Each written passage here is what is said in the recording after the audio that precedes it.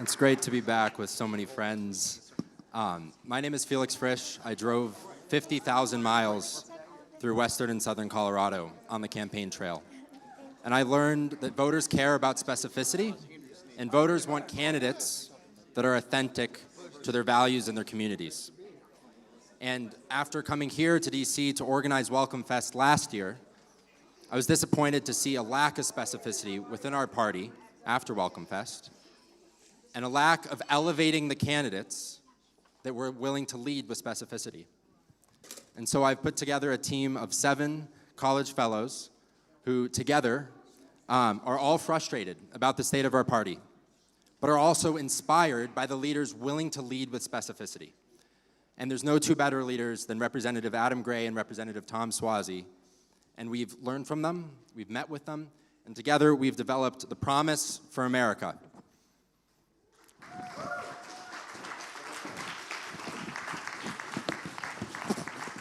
And now I'd like to give the fellows a chance to share a little bit of their story and why this is so important to them.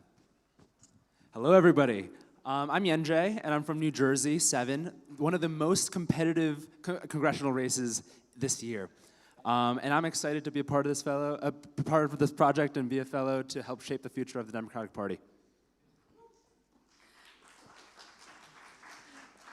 Hi, I'm Chloe. I'm from Los Angeles, and I really think that the Promise to America is the best way forward for the party going into this year and 2028, and I'm really honored to be a part of this team.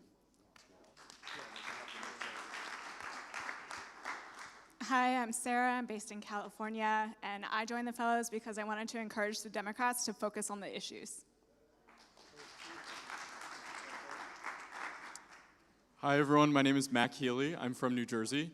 A few years ago, I was a young Republican, and now I want the Democratic Party to be a more inviting place for other young people like me. Now I'm honored to welcome to the stage Matt Yglesias, Representative Adam Gray, and Representative Tom Suozzi to this. And Congressman, I'd like to invite you to be the first 2 to sign the Promise to America with us together on stage at WelcomeFest. All right. Nice and good.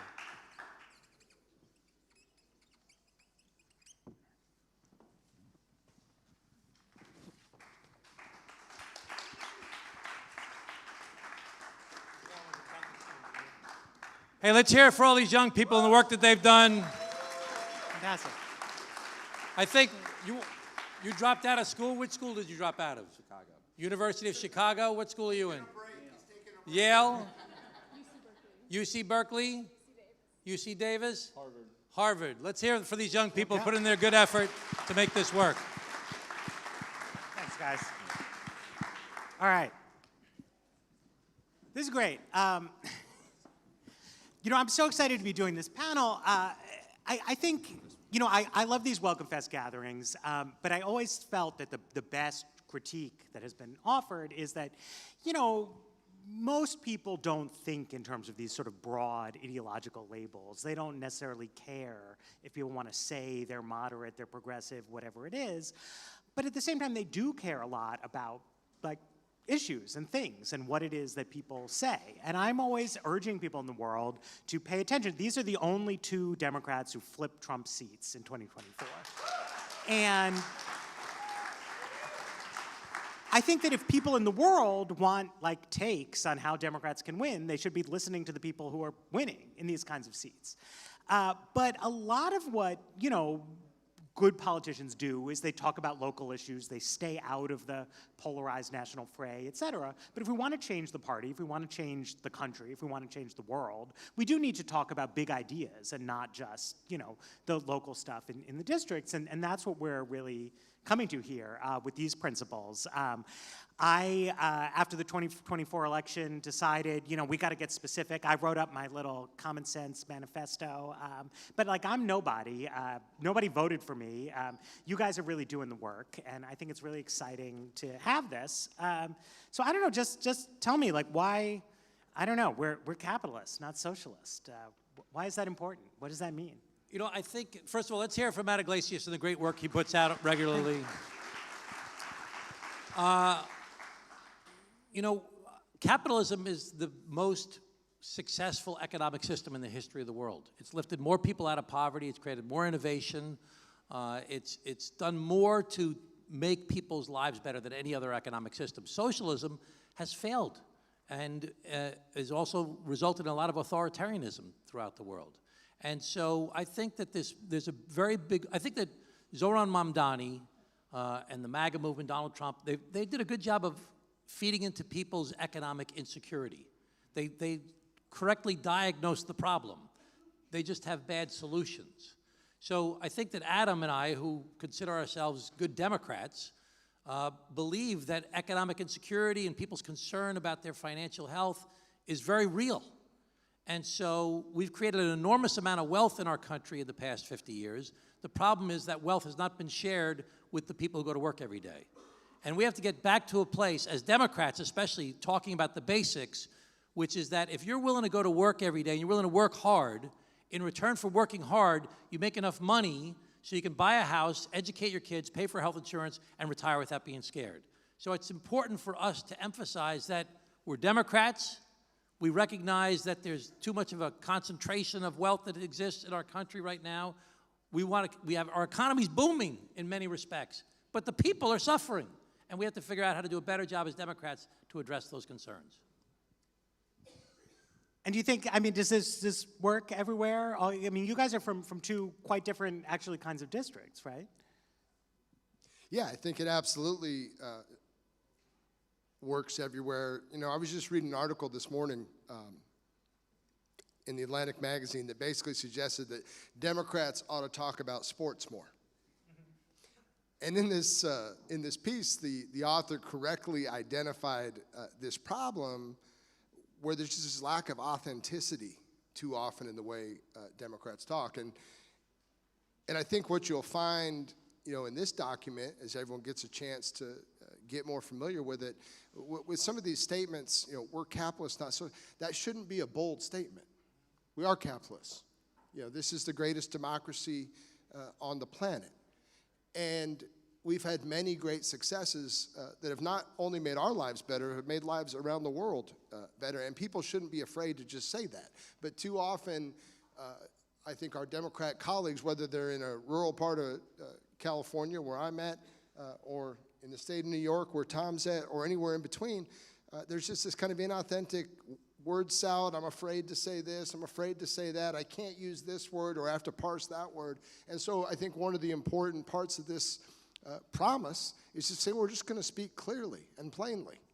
Well, and, you know, and I think, you know, speaking clearly is good, and it also matters what you say. I mean, on number two, you're talking about safety, security, human dignity. I'm struck all the time by how differently Democrats talk in their real life about crime versus in the sort of official party setting. I mean, I know lots of people who work in the Democratic Party professionally, live in this town, like they think it's bad that this is a high crime city. They are annoyed by shoplifting. They're annoyed by crazy people acting out on the bus, et cetera. And then I don't hear those like common sense principles articulated by Democrats when they are like doing politics. You know, I started out as a local mayor, and a big part of my politics is just about knowing the people in my district. Too often politicians, elected officials rely on polling and their pollsters, and they give them certain messages, but they don't take into account this is how the people are reacting. Mm-hmm. So I had a special election in February of 2024, where I won a seat that was held by George Santos previously, and I was talking about the need to secure the border. Mm-hmm. And a lot of Democratic consultants and a lot of senior people said, Tom, why are you talking about immigration? That's a Republican issue. I said, no, it's not. That's what everybody's talking about every single day. So when you talk about safety, it's crime, but it's also the immigration issues. It's also some of the international security issues. We have to be, as Democrats, talking about what the people are talking about and recognize that not everything's perfect the way it is. We have to fix problems that exist, but we want to try and give the people what they're concerned about. And they're concerned about crime. They're concerned about an open border. They're concerned about what's going on in the world, and we have to speak to them about those things. And this relates to a government that works, right? I mean, I think there's a certain populist take that's like, that every frustration with the status quo necessarily means like a leftist kind of frustration. But so much of the status quo is the government itself, right? I mean, people are interacting with school systems and transportation departments and things that don't necessarily work, right? And we need to make them better. Couldn't say it better myself. I talk about this all the time. People don't experience politics through white papers or even through conventions and opportunities to get together and talk about public policies like we're all doing right now. People experience politics when they're on hold trying to get a healthcare procedure approved, right? When they're in line trying to get some kind of a permit or a license or a service.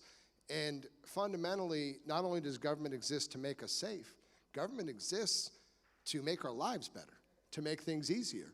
And too often in government, things get, in the private sector, when things get more expensive, they oftentimes get better, right? You could stay at the Holiday Inn, or you could stay at the Ritz-Carlton. The Ritz-Carlton's more expensive, but the service is pretty good, right?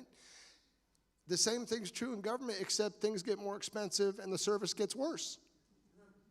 And people say, why, right? And so I think we've got to connect with people in just that very human way and make, the policies that we're debating here and the things that we're standing up and working for have to, the rubber's got to meet the road. It's got to impact people's lives in a really positive way. And we should be for that. And again, not controversial. Let me just say, in keeping with everything that Adam just said, government matters. It plays a very important role in people's lives. But we have to figure out how to make it work better, not just spend more for the sake of spending more. And it was the Democrats that balanced the budget under Bill Clinton and Al Gore. It was Mike Bloomberg that said, you're going to pay more to live in New York, but you're going to get a better quality. Then we continued to pay more, but we lost some of the quality over time. It's coming back, but if you got to pay, you want to get a good product in return. And we need to make government working. And I was a county executive before I got there. It was rated the worst run county in America. I know what it's like to see a terribly run government. And we had to clean things up, which included a lot of blocking and tackling of 50 different things to make things more efficient and provide better service to people and make it easier for people to interact with government through technology and customer service.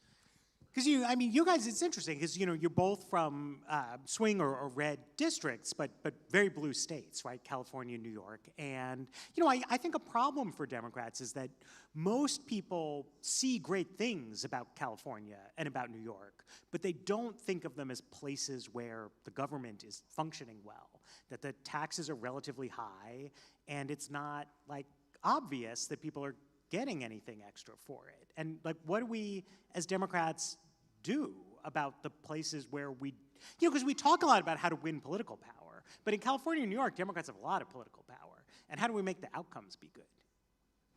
Yeah, too often you're being told about broadband or lower prescription drug prices, and then you go out into the district and try to find anybody who's got better broadband or has cheaper drugs, right? And I think people get frustrated with this kind of speaking down at them through these political topics, and not just functionally working together to deliver these services. I mean, Tom said having local government experience makes a huge difference. And as Tom and I were going through this process with these great young people who were putting pen to paper and mapping out some of these ideas, we started talking about the democratic tradition over the last 100 years, and talking about the FDRs and the JFKs, LBJs, and thinking through FDR built things, right? That generation of Democrats really delivered, and didn't deliver, we're going to start this train and finish 40 years from now. They started it and finished it quickly. Truman came in and said government should be accountable. The buck stops here, right? These kind of basic democratic values. JFK came and said we're going to go to the moon, and we're going to do it in less than 10 years, right? LBJ wanted to open up all of America's promise to everybody. But we just need to get re-engaged, and we enjoyed majorities in Congress, that are unthinkable today under that kind of leadership. And so Tom, says it better than I do, but, re-engage in that old kind of Democrat, a new version of it. And I think, A new kind of old-fashioned Democrat. see, he nails that. So, My staff speaking- doesn't like it either, just so you know. Okay? They say it's too long. Well, I think a new kind of old-fashioned Democrat. We have to get back to the basics of what the basic principles of the Democratic Party have historically been. And remember what those things are, about making people's lives better. That's right. Making government work to make people's lives actually better than it is now. And when you look at all the polls and all the focus groups, people are unhappy with government. It's not working. And we cannot defend the status quo. We have to figure out what are the changes we need to make people's lives better. And we need to build a group of people. You know, the left right now and the far right are very well organized. And they have a lot of energy. And if we're going to figure out how to move forward as Democrats, but not playing into this extremism and this attack this one and attack that one, we've got to have some principles, and we have to be organized, and we have to build people that think the way we do into a group and build and build and build. And it requires work. It's not just enough to do our one conference today. It's to identify a dozen members of Congress that think this way, and 20 candidates that think this way, and 200 state and local officials that think this way, and thousands of people in the community throughout the country that think this way. We have to do the hard work to organize around some basic principles and then build more and more specific to get there. Absolutely. So I think the one of these where it gets really hard when you get specific is fiscal discipline, right? Because I think everybody's for that, but it'll be challenging. I mean, if Democrats win a majority in Congress, there's going to be a lot of people who want to do a lot of stuff. And I mean, can you really prioritize? Because there's a good case for prioritizing deficit reduction. It'll help people get a mortgage. It'll help people with their car loans. You know, it's a real... That's very important. So everybody has to listen to that, okay? Big deficits cause higher interest rates. Higher interest rates make it impossible for you to buy a home or to lease a car or for a business to borrow money. So lower deficits are not some ephemeral thing, you know, in theory. It's making your life more expensive when we have big government deficits by causing interest rates to go up. I'm sorry to interrupt. No, absolutely. And you know, and I think that's right on, right? I mean, connecting with what actually matters in people's lives rather than, you know, what was like cooked up someplace 10 years ago. But how do we do it, right? Like what are you going to put on the table? It's really his turn, but I'm going to jump in for a second. I'm sorry. Go ahead. I'm trained as a CPA and a lawyer, okay? CPA, there's only two things you can do with a deficit. You can either raise revenues or cut expenses. Yeah. And to actually make a deal in Washington, D.C., you're probably going to have to do the both. You're going to have to raise revenues and cut expenses. It's not more complicated than that. It's not a bunch of jargon. You got to raise revenues and cut expenses. That's it. Those are your only choices. Thoughts? Well, Mac, I again, you know, speak plainly to people, and I think a lot of folks in Washington are wrong when they say the average voter doesn't get debt and deficits, that they don't care about. I think people get it very, I think people experience it every day in their own lives, in their own households. And to Tom's point, when you lay it out real clearly, this is how this is impacting you, and we've got to do something about it. We've got to be responsible. People understand how that works. It's not, and it does take a little bit of political courage, but you know, this is why we're here, to make lives actually better for people and not just blame everything on the other party. Well, and it's a symbol of irresponsible behavior, right? As well as a concrete thing that sort of impacts people. So we're also talking here about patriotism. So you're proud to be Americans, not ashamed. And you know, this is something where I think we see in surveys there's been a big split, right? Where the majority of the American people say they're proud to be Americans, but the number of Democrats who say they're proud to be Americans has really gone down. And like, why do you break with that? Well, again, important to just, you know, say what's true and what's obvious, and wipe away this idea of this inauthentic Democrat. I mean, the fact that that it would even be thought of as a controversial statement, say I'm proud to be an American, is absurd, right? And I think calling out that absurdity is really half the battle in this case, you know, in this document. My father was born in Italy. He came to the United States as a young boy. He was the first kid in the neighborhood to go to college. He fought in World War II, as a navigator on a B-24 and got the Distinguished Flying Cross. He came back as an Italian immigrant veteran and went to Harvard Law School on the GI Bill. Now, he couldn't get a job at a law firm because he was Italian. Nobody liked the Italians back in the 1940s after World War II, and that and the mafia, and nobody wanted anything to do with the Italians. So he started a law firm with another Italian guy, and he ran for city court judge, and at 28 years old, he became the youngest judge in the history of New York State. America is the greatest country in the world, and there are so many stories like that with so many different families throughout our country, whether they've been here for 5 generations or they're new immigrants. This is the greatest country in the world that has accomplished more than anybody else. We have a challenge constantly to make it a work in progress, to form a more perfect union. We have not done things perfectly from day one, but we're still the best operating system in the world that combines free markets and democracy together to form the best system we've got. We've got to work to make it better, always. But I'm proud of our country and our history, and we need to say that proudly as Democrats. You know, I like the way you connected that to your family's immigrant story, because I think it's very powerful and, you know, resonates with a lot of people. This is a country that a lot of people want to come to around the world.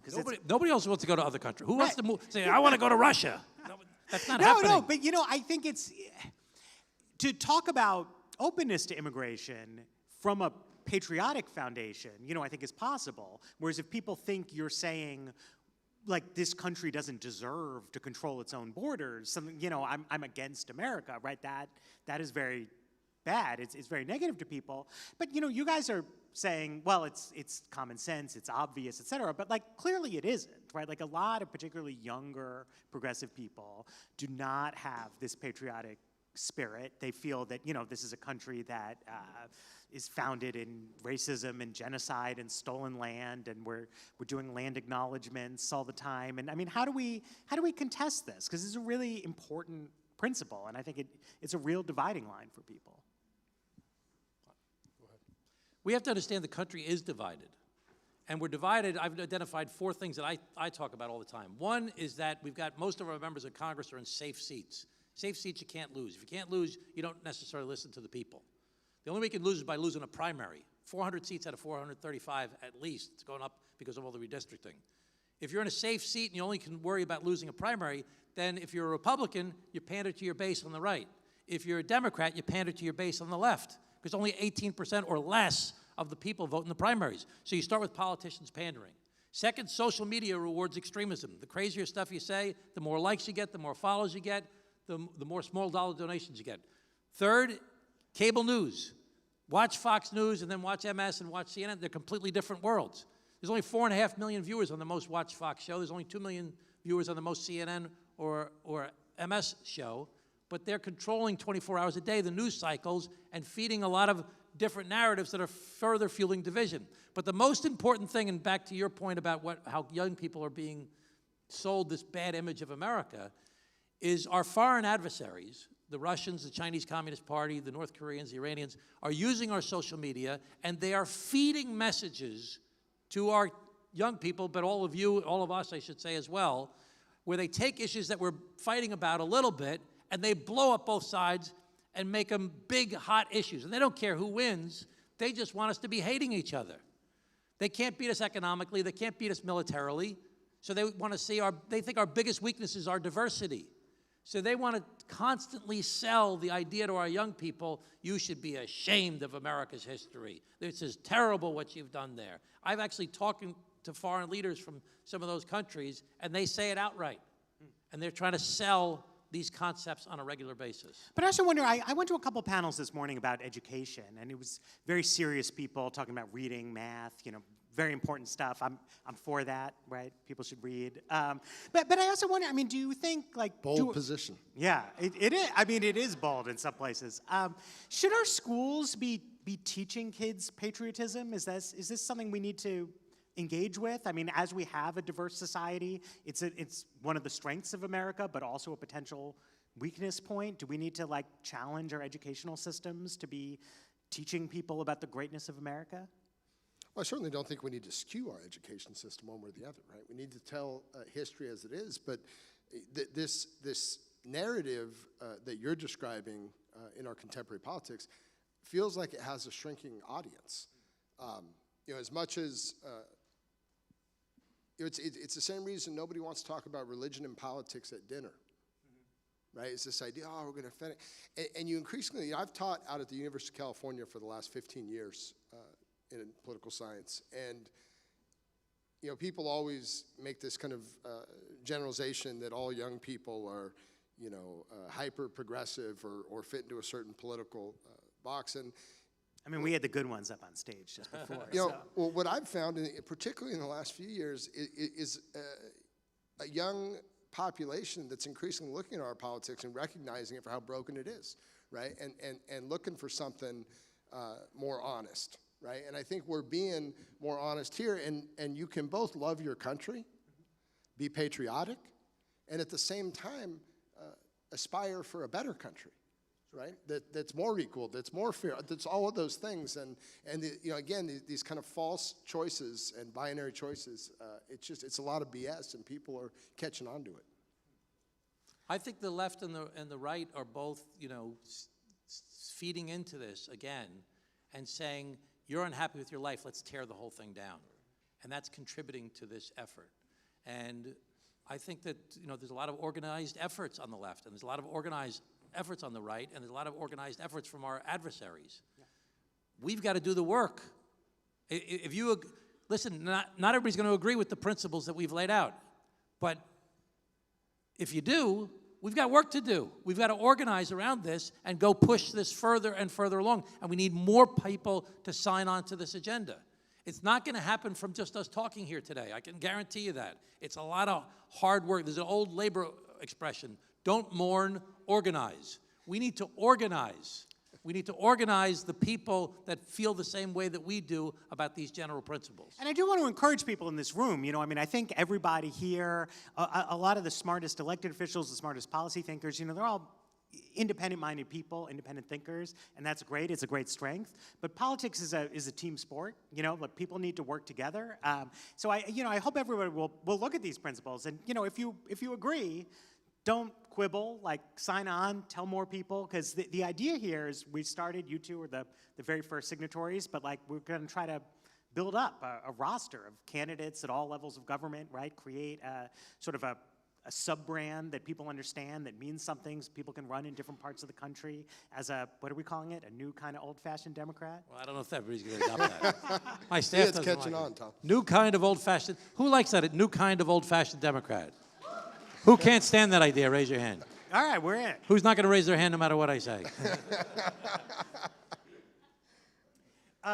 Yeah, so, we should, so you're talking about, left and right and what they're doing, and they're sort of stirring up kind of anger. And I think back to the first point about broad prosperity, right? This is kind of zero-sum mentality has grown a lot. And something that I've read is that younger people have lived through a time of less economic opportunity, and it's made them lose faith in the possibility of economic opportunity. So what can we put on the table, to make people who are angry, right, but to see a possibility of hope instead of just tearing things down? I think that the young people's angst and other folks' concern about their economic situation is very real. We can't deny that that's a real thing. Mm-hmm. And so, when the minimum wage in America in 22 states is $7.25 an hour, we need to do the math. If you make $10 an hour and you work 40 hours a week and you work 50 weeks a year, that's $20,000 a year. If you make $15 an hour, 40 hours a week, 50 weeks a year, that's $30,000 a year. $20 an hour, that's $40,000 a year. You're not going to buy a house, have health insurance, pay for your kids' college education, and retire, put money away for retirement on $20 or $30 or $40 or $50,000 a year. And in certain parts of the country, that's, you're really in trouble. So we've got to just be talking about how are we going to give people the wages so that they can have a decent life. How do we, support unions? How do we support efforts to get corporations that are successful to share some of their success with their employees through profit sharing? There's different things. Stock ownership. 90% of the stock in America is controlled by 10% of the people. The lowest 50% wage earners in America own 1% of the stock. You think they really care about the Dow Jones that's reported every night on TV? I don't think they do. And President Biden had this problem, and now Trump's doing the exact same thing. The stock market is booming. And people are like, what? But what about me? What are you doing in my life?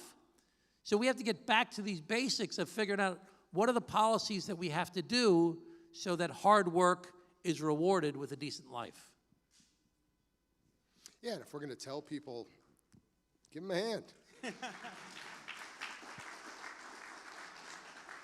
We certainly can't tell these young people they're wrong if we don't have an answer. Right? If they're saying, look, I can't afford a house, I can't achieve what I want to achieve for my family, we either need to be able to say, well, yes, you can, and here's how we're doing it, or we need to get to work fixing the problem, and I think that's the problem with our current politics. But I mean, this is what I'm asking, though, because I mean, I think a lot of people hear that and they're like, yeah, and that's why I'm a socialist, right? So it's like, what is the answer that we're giving them that is going to unlock this opportunity while maintaining the great engine of capitalism that we've talked about before? I used to work with a state legislator, old guy from Southern California, who had a great 3-part test every time he went to support a bill on the floor. And he'd say, you know, 1, is there a problem? 2, does your proposal solve that problem? Or 3, does your proposal not only not solve the problem, but make it worse? And we have to say honestly to people, you can feel desperate, you can feel the important, we've got to change this, it's got to be affordable, I've got to live in an economy that works, but you know, socialism's not building houses, not solving anybody's problem. It may make people feel better to rant and rave about it, but again, if we're going to be focused on results and actually, you know, that rubber meets the road concept, people will know when the problem's solved, when they have the house, when they can afford a better life, when they can do the things they want to do with their family. Every problem we face in our country, including this one that we're talking about now, is complicated. It's not simple. I can't explain it to you in a meeting like this. You need really good people, smart people of good faith who want to make things better, who may disagree with each other, to sit down and say, well, I think this. And the other person says, well, I think that. Well, how about this? Well, how about that? And you try and find compromise. There is none of that going on in our country with any of the hundreds of complicated problems we face right now, because everybody's just yelling and screaming at each other. You're one of those. No, you're one of those. Adam and I wanted to make it very clear. We're Democrats. And the Democrats that are on the left, we have to work with them as well. And we have to try and build some consensus. We may not agree with everything you say. We don't want to get in a fight with you. We want to work together to find some common ground to solve the common problems that we've identified. And then we've got to work with the people we disagree with on the Republican side and say, hey, we don't agree with you on this, but how can we work together to find some common ground to move forward? So I think that our goal is to say, we're proud to be Democrats. We're proud of the Democratic tradition, but we need to be emphasizing certain aspects of the Democratic tradition that we think's been lost in this yelling and screaming that's going on in our country right now. Fantastic. Well, thank you guys. They're playing us off here. But everybody, check out Promise to America. Sign up yourselves, and sign up. Spread the word. Sign Tell up. everybody. That's impressive, man. Clock management. Yeah, I'm trying. Right on there. Hi, friends. You guys having a good time? Yay! All right. While we're shuffling, getting ready for the next panel, just want to make sure you guys know that there is a website for the Promise to America. It's thepromisetoamerica.com, so be sure to check that out. Also, guys, vote in the straw poll. If you want to be able to show who you think should be the 2028 Democratic presidential nominee, let's vote. Let's show what we think here in this room, right? You should have gotten an email. The subject or the sender is Mac Healy via straw poll. And the subject line is Invitation WelcomeFest 2028 Democratic Nomination Straw Poll. That straw poll is going to close in 30 minutes. So if you care and want to get your vote in, remember we're using ranked choice voting, so your top 3. Be sure to vote in the straw poll. Again, subject line is Invitation WelcomeFest 2028 Democratic Nomination Straw Poll. Thank you, guys.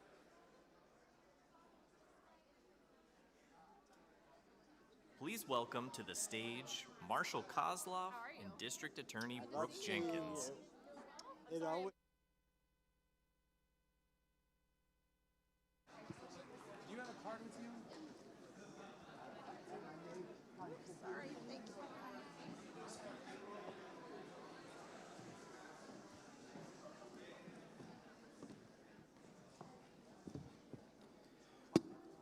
So this is a incredibly exciting opportunity for me personally because in many ways this panel is a sequel to a conversation I had last year where we were talking about stories and narratives and what happens in politics and messaging that goes beyond polling and data.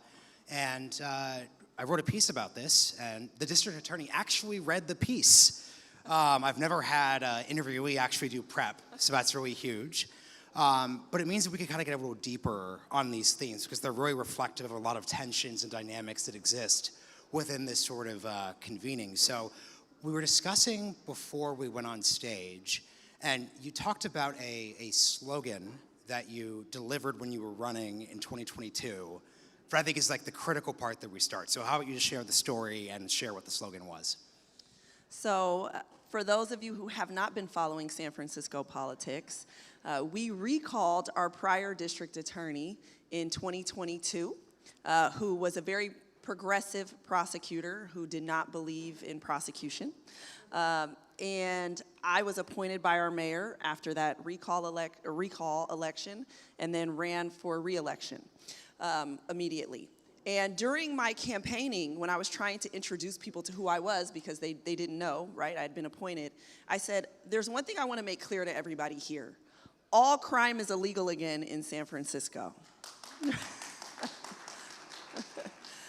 And so that was what I wanted them to know, is that we weren't going to allow a free-for-all and there would be consequences for crime, and that was my way of making that plain and clear to them. The thing I appreciated with you reading the piece and engaging with the thought is I spent a lot of time taking Build the Wall seriously, but not literally, because especially in the wonky spaces that tend to inhabit these type of convenings, it's easy to sort of like critique it on moral terms, obviously, right. But it wasn't serious policy. But from a pure perspective of how can an idea or a candidate have something like make sense to people, that is going to resonate, that is going to be felt, there was something really there. And then if you take Build the Wall, seriously, there were actually policies that came out of that. Yeah. So hearing this from you, I have the same feeling that I had of Build the Wall. Once again, not in moral terms, but just sort of clear, direct, I knock on my neighbor's door, I could say that is what your deal is. Obviously, though, there's a limit. Like, it's not that crime was literally legal in San Francisco, which is sort of where people in these spaces tend to sort of stop, like, well, is that true? And you're sort of exaggerating. So, like, how do you think about, like, just having the confidence just to, like, say something if it just makes sense to someone, even if it's not just, like, the perfectly most sort of articulatable thing? So on the first panel this morning, there was some talk about there being too many lawyers in politics. But let me tell you, I was a trial lawyer, right? I was a prosecutor. And one thing you have to do as a trial lawyer is help a jury of average, everyday people understand complex legal topics. Help them understand a theme to wrap their head around for your case. And I don't think it's much different in the arena I'm in now. You have to give people a theme. It doesn't have to be literal necessarily, but you have to help them understand a framework of an issue or a topic and then wrap their head around what you stand for as it relates to that topic. And so for me, that was crime. And it felt like crime was legal in San Francisco under the last district attorney. It felt like there were no consequences. Maybe there were some, for some things and none for others. We don't mean literally there was no prosecution, but it felt as though there was none.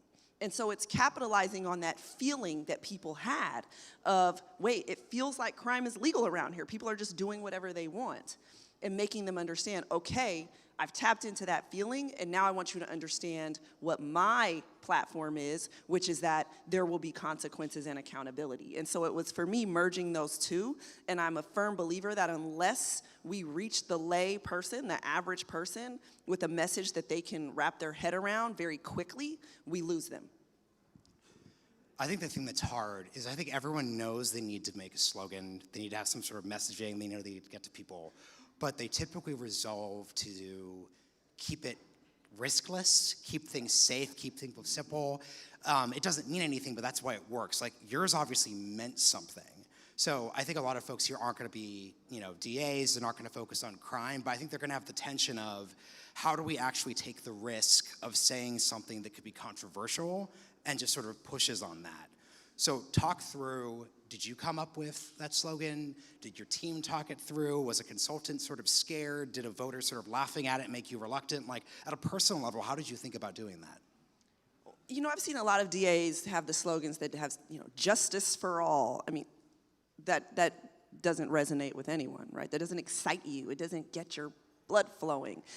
For me, it's about a rallying cry. People need to feel inspired. And I was coming into office at a time when San Francisco was hopeless. I needed to give them hope.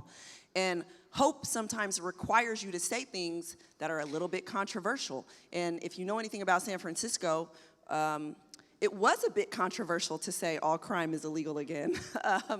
There was a faction who felt that was inflammatory. Like, how dare you? You must be, like I was telling you earlier, you must be a Republican to say something like that. I'm like, no, I think everyone wants safety. And so for me, it's about standing firm on what you believe and being bold enough to say the things that everyone is thinking, but is scared to say because they don't want to be mischaracterized or put in a box or called something that they don't like. We have to be, if you want to be in one of these elected offices, you need to be bold enough to actually stand up and say what people want. And so that's why I thought, for me, it was about the slogan. I didn't come up with that. It was actually a regular person. It wasn't a consultant. It was nothing political. It was just like, hey, man, do you realize, like, you've made all crime illegal again in San Francisco? And I was like, wait, that's brilliant. And I went with it. So obviously, where build the wall fails is when you take one step down. The wall is not built, the policies aren't popular, there's a lot of backlash. So it's not that you can just sort of coast on a slogan that gets you into office. You actually have to be able to sort of have actual ideas, actual policies under it. So what did you actually do when you came into, when you were actually elected, sort of to take that from slogan to like actual reality that people felt?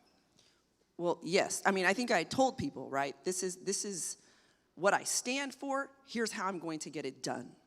And I wanted to, for me, pick the things that I thought people were most inflamed about. So that has to do with crime, right? And in San Francisco, it was auto burglary, and it was retail theft, most especially, and it was fentanyl dealing, open-air drug markets. Tapping into those things that they were the angriest about and saying, here for each of them is what I'm going to do about it to make it better. Because that's what people needed to hear. And so I think you're right. A slogan is not enough. We have enough performative politics all over this country. It has to be that it's followed by performance and success and having metrics and a plan and being able to, again, get out of the weeds and explain to people what your plan is in a way that they can digest and understand very easily. And so that for me was like, okay, auto burglary, here's what we're going to do. Fentanyl dealers, I know they've been running amok around the city, and no DA has ever asked for a drug dealer to be held in custody pre-trial, but this is so bad that that's what I'm going to do, because we've had 800 overdose deaths. So I'm going to be bold enough to say, Judge, these guys selling this death on our streets have to stay in custody. And people could wrap their heads around that. They were like, yes, yeah, the fentanyl dealers should stay in. You're right. And being able to just, like I said, reduce that down to that like simplistic form and explain it to them. And again, get people riled up about it is what has been effective, along with getting it actually done. So part of the reason why I think storytelling is important is because when you have skeptical voters, so like you're in San Francisco, so it's less that you need to beat a Republican, it's more that there's like, factional conflict. But I think if a voter is skeptical, being able to articulate how we got here, what's happening, how do you play into that, like how have you learned, how can you do better, et cetera, is a critical way to build trust. So I would just be curious, if you're confronting a skeptical voter in 2022, what would you have said happened not just in San Francisco, but with our general discourse and sort of policy conceptions of how we handle issues of crime and criminal justice? For me, it was ideology took over. It was ideology over performance. And that, to me, is what this far left movement has been. It's a lot of ideological speak without it being backed up by competence and success.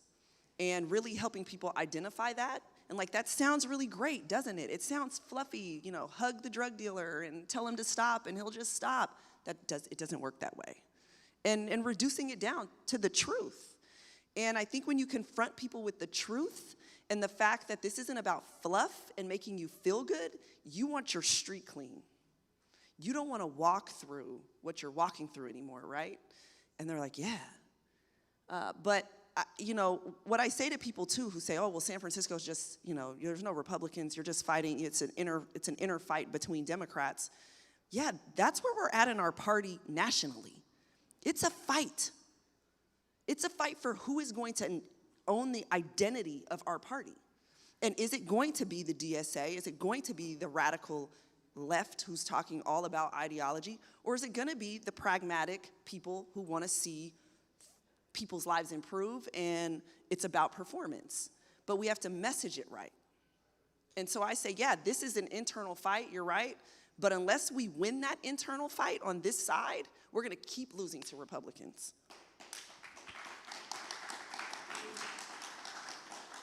So I really like, in the context of San Francisco, your point about pragmatism and getting things done.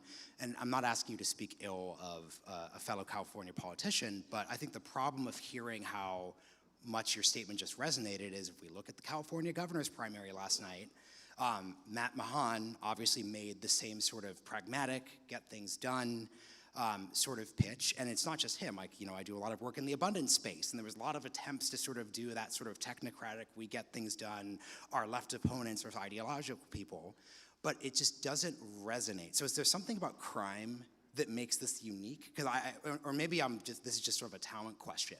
Because I just think we've sort of tested the like centrist or the pragmatist sort of theory. And when it comes to social media, when it comes to all these like different categories, it just hasn't seemed to have been as effective as I would have expected 2 years ago. It can't be boring. It cannot be boring. And I've found that, yes, crime might be the easier topic because crime is something that we all care about. I don't care who you are passionate if your car gets broken into. You are passionate if somebody breaks into your house. You are passionate if you live in a community riddled with gun violence.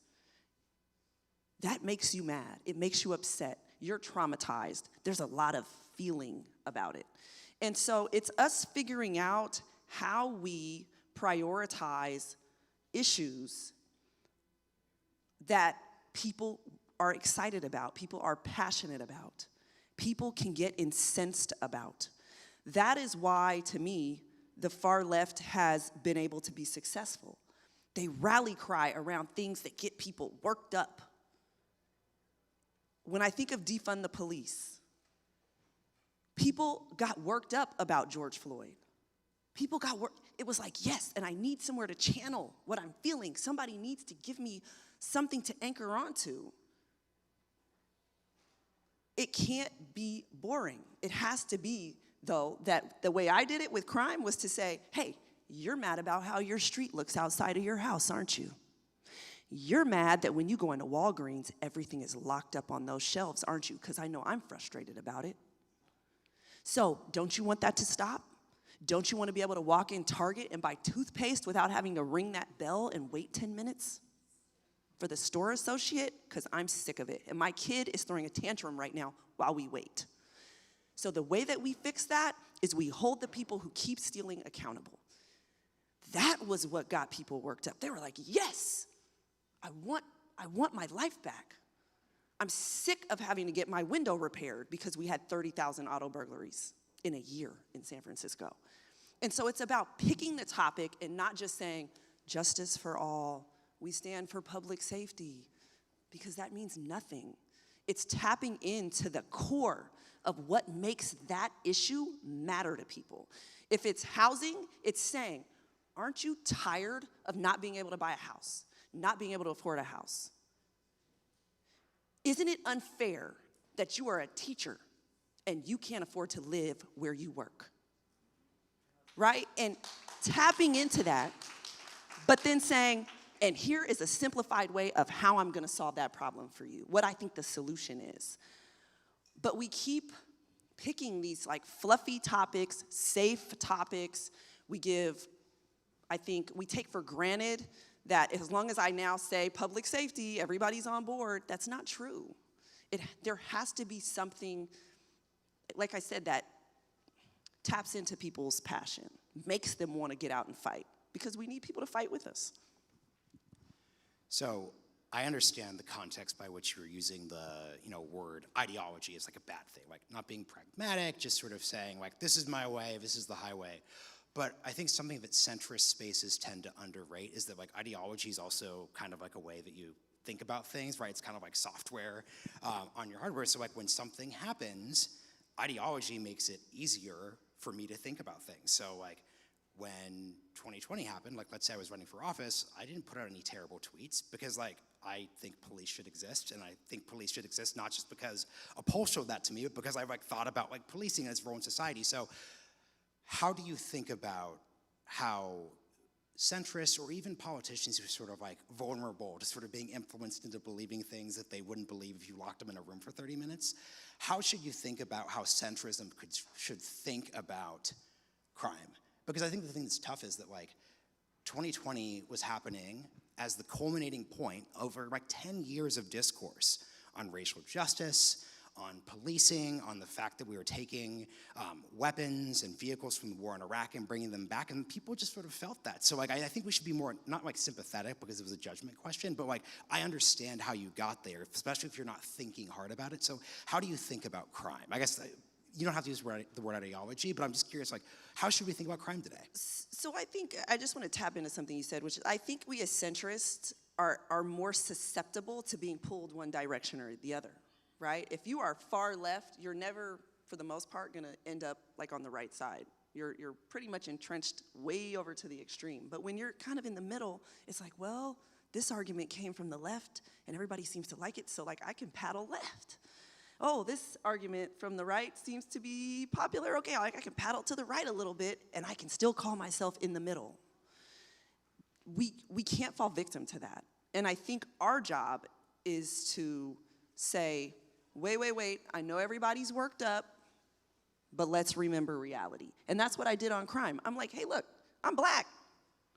I've seen all the shootings. George Floyd was murdered along with a string of other black men and women over the last number of years. I acknowledge that, I see it, I don't stand for it, I'm against it, 100%. I believe in the accountability for all of those police officers. But do you want a society with no police? Do you want a neighborhood with nobody to enforce laws? I don't. And I went into the black community and they're like, no, we want police, we want more police. We want fair and just police, proper policing. And it's calling that out. It's saying, hey, everybody, hold on. I know that sounds sexy. Reality check. And I think you have to be bold enough to do that reality check, because once you get people back to the foundation, they're like, oh yeah, wait, that's right. Oh, I don't have to scream defund. It's still acceptable for me to like believe that police should exist? Yes, it is. And it doesn't, as I've said, make you a racist or a Republican. So we focused a lot on crime, but I want to go back to something you said earlier. You referred to, there's a fight for the Democratic Party. What do you think the Democratic Party, and it's kind of interesting because like different speakers have different positions on this topic today. Some people are very comfortable with the Democratic Party being a coalition, and I'm heterodox or I'm a centrist, and then there are people on the left and we're in different districts, but you seem to be talking pretty singularly about the Democratic Party as like an identity. So how do you think about just like that challenge of like, should there be a thing, or are we just sort of, I want to be fair when I say this, like individuals doing our own thing and then like maybe we agree sometimes? Like how do you think about this question? I think it's a singular identity, because that's how people who are voting look at it. They don't separate us. They vote Democrat or they vote Republican, right? And right now it's like MAGA or nothing. MAGA is the identity right now of the Republican Party. Whether they all like that or not, that's what it is. And we have to have a core identity that people can lock onto and have faith in. Not like, well, we're a hodgepodge of a lot of different beliefs and you don't know what you're gonna get. I don't wanna vote for anything or anyone if this is like a risk, if it's Russian roulette with like what you're gonna do with my life or what you stand for. I want to know what you stand for. And I think that that's been what Trump's success has been grounded in. Whether we disagree with him or not, people are like, I know what I'm gonna get from him. I know what he stands for. It could be racist, it could be crazy, but I know what it is. But with you over here, I'm like, are we gonna get the 2020 version of you or the 2024 version of you or where are you? And I think we have to fight for a singular identity. So it's impossible to get a perfect answer to every single part of it. What would be those core points of the identity from your perspective?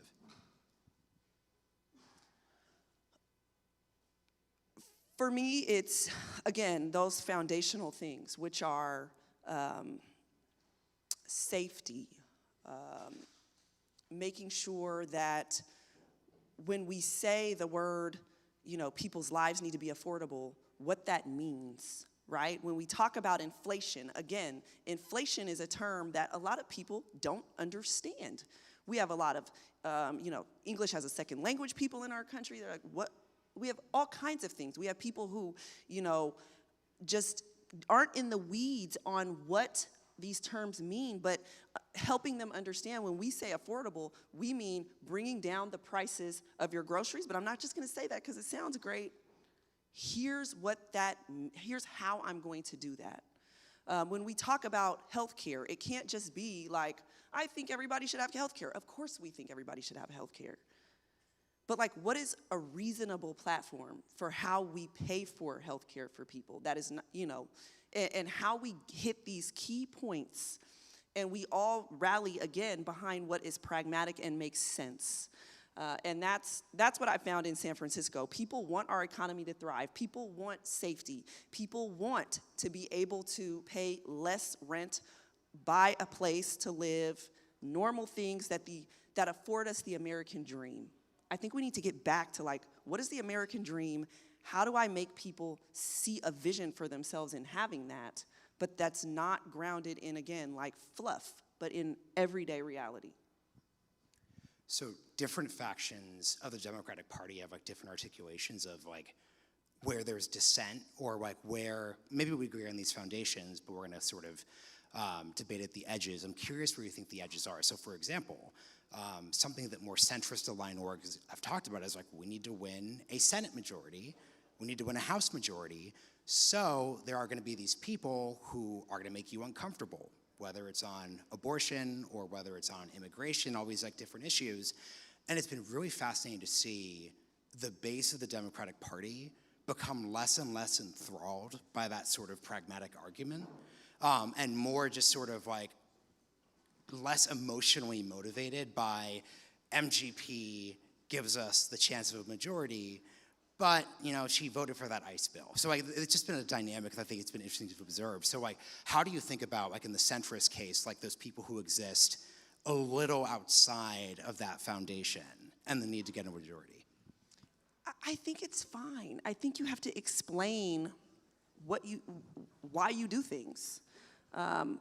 Again, I find myself in San Francisco. I had somebody tell me the other day, like, I can't fit you in a box. You're like talking about, accountability, and I'm complaining about a court ruling that doesn't let me detain people enough pre-trial that just came out. But then the next day I'm at a prison saying like we should embrace more resentencing of people who have really long, sentences and have rehabilitated themselves and deserve to be out. And then he's like, how do I reconcile this? And I'm like, because the two are not opposing, so let me explain. And I think we just have to do a better job of that. And I think those people can exist where maybe they voted on something that, people are scratching their heads and saying like, oh, where did that come from? Explain it. We're not gonna agree with every single decision. Nobody agrees with every single thing I do, but they can respect my mindset if I explain it to them.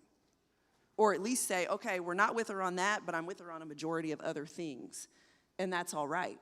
I think we can get there, but people have to do a lot more talking.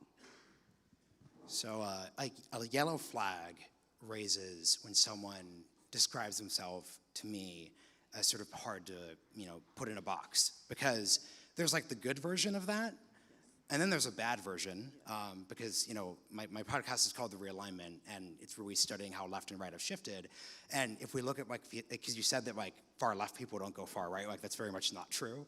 And it was funny to interview a lot of these people, midway through those transformations, because they would start saying, you can't put me in a box, and then they're just, far right the next year, because it was sort of like a halfway point to sort of explain that transformation. So that's one version. But the other version is also, you can't put me in a box and I'm all over the place, not because I'm rooted and strong and I'm a pragmatic, critical thinker about different issues, but just because I wake up every day not knowing what I think. So I'm a different person, and that's why this is there. So how do you, and I trust that you are maintaining the good version of hard to put in a box, but how should we just think about this? Because I see more people who are the bad versions than people who are the good versions. Oh, 100%. So when I said you can't put me in a box, it was more along the lines of, yes, I'm a critical thinker on each individual issue. And so the fact that I stand for accountability does not mean I cannot support what I think are safe and responsible reforms, right, in the criminal justice context. What I don't mean, and what I don't like, and what has to change about our party is the don't put me in a box because I wake up today and what's popular is X, so therefore I stand for X, and then a year from now it's Y, and now I'm saying I stand for Y because now that's popular. Or backtracking on your convictions because you're scared that maybe people won't roll with you this time. I think we have to be a party that stands for something, right, and stands for the right thing, and has elected officials that don't waver. The political winds will blow, left, right, and every other direction. And in the midst of that, you have to have your feet grounded in what you believe. It doesn't mean that somebody can't persuade you ultimately to change your mind at some point, but that shouldn't be happening on every issue. And it shouldn't be because we all know that the pendulum is swinging, and so you're just moving with the pendulum. And I think I've seen far too much of that over the last number of years, that one minute you stand for this and then the next minute it's something completely different on the same topic, and that can't happen. The final question is really, and we've seen this already in primaries for Congress, but also in 2028 candidates, a lot of people, in 2020 took positions that they no longer hold. And let's just assume those were taken in good faith, and now they've evolved and changed. So you are not in the position of having to have that problem. But I'm just curious how you think folks should think about and handle that, because you're seeing several models. So one, the tortured explanation, the ignore it model, et cetera, et cetera, et cetera. But if this is a trust era, if this is a backlash era, how do you think about that sort of challenge? That's a difficult question for me to ask because I'm not somebody who moves off of what I believe. So if somebody has done that, then I do think they have explaining to do. I don't think it should be ignored. I don't think it should be ignored at all from voters because, again, or from our party, we need to know what you stand for. And we will continue to lose unless we know what people stand for. And so for that reason, I think we need to be looking for leaders who have been unwavering, right, in their commitment to always standing for what they believe is best for their community, for their state, and for this nation. That's just me. And on that note, we will wrap things up. Thank you so much.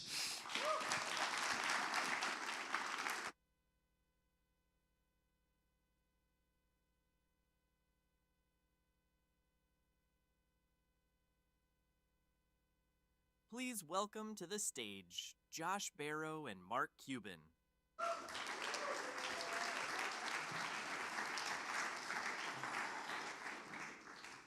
Hi, everybody. I'm Josh Barrow, host of Central Air, the centrist podcast. And I'm Mark Cuban. And this is Mark Cuban, who needs no introduction. So Mark, we've been here all day at WelcomeFest trying to figure out how the Democratic Party can win back the middle. How can we win back the middle? By not being idiots. I think Democrats want to legislate. They want to extrapolate every little thing that happens into the worst possible outcome, and they don't actually do anything. I think for the middle to win, you have to actually go to where you can have an impact for people.